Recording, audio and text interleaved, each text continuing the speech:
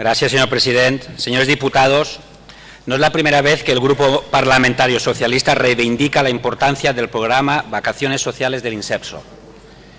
Ya en julio de 2013 y en febrero de 2014, en comisiones de Turismo y Política Social, se puso de manifiesto no solo la importancia de sus efectos económicos para el sector turístico de nuestra comunidad, sino su relevancia desde el punto de vista social.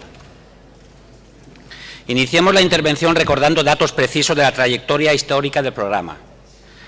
El programa Inserso se inicia en la temporada 85-86, por lo tanto ya tiene 28 años de existencia. Durante este periodo ha tenido más de 12 millones de beneficiarios. A lo largo del mismo se han podido incorporar personas mayores residentes en el extranjero. Ha sido un elemento de cooperación con las entidades locales.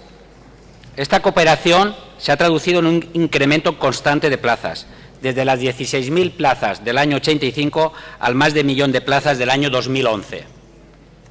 Es un programa consolidado, actual y de futuro, para las personas mayores que ahora se ve perjudicado por los recortes del Gobierno.